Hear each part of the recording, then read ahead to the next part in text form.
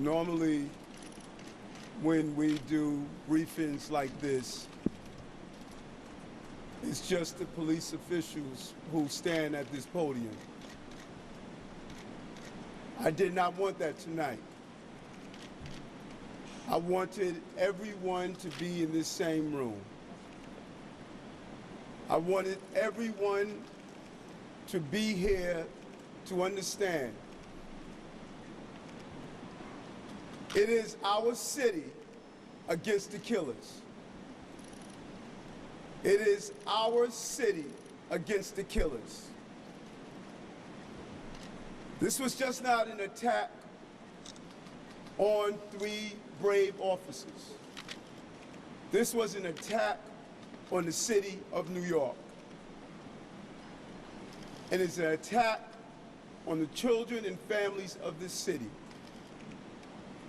And we are not going to win this battle by dividing lines between us. We must save this city together. That is what we must do. An 11-month-old baby was shot just a few days ago. 5 officers were shot in this city. The unification of fighting this battle goes beyond the debate and rhetoric. It is time for us to save our city. And we are going to need everyone on the same page to accomplish this task. And let me be clear, there are no gun manufacturers in New York City. We don't make guns here. How are we removing thousands of guns off the street and they still find their way into New York City? In the hands of people who are killers, constantly carving highways of death, destroying our communities.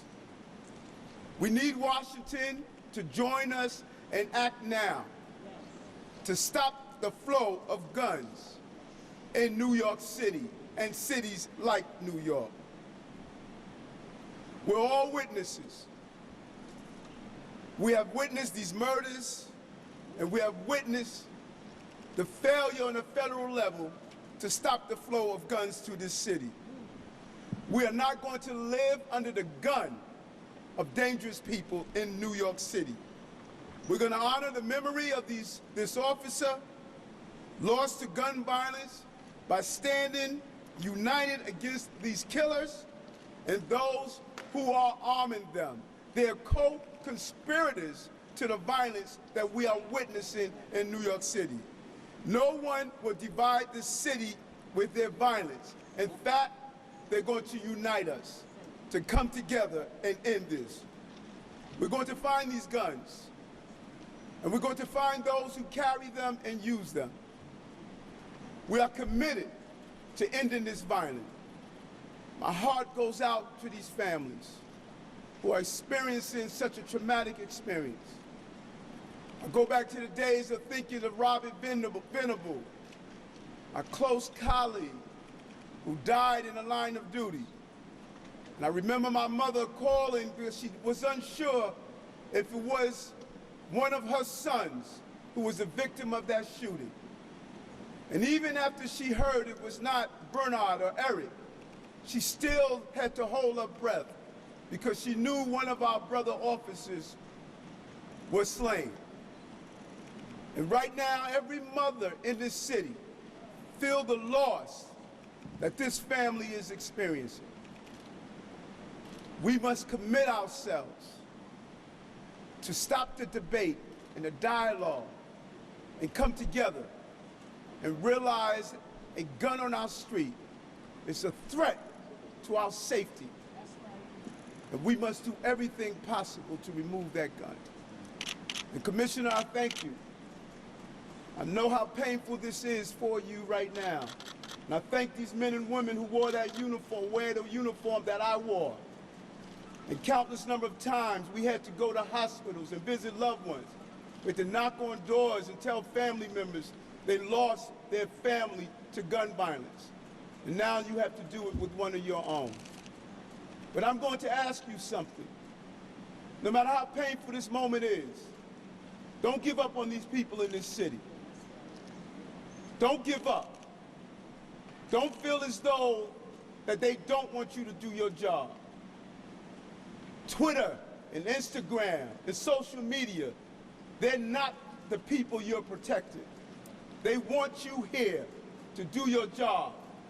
No matter who's the mayor, no matter who's the governor, no matter who's the elected official, you have done your job, and let's continue to do so. Let's protect the people of this city and not allow anger to get in our way of protecting those who are living with this violence every day. We are going to protect our city. That's our promise and commitment. It's a painful moment for us. Every time the commissioner and I had to visit a hospital, from January 1st, seeing an officer shot in the head, seeing an officer shot in the leg, on Staten Island, responding to a domestic dispute. It's a painful moment.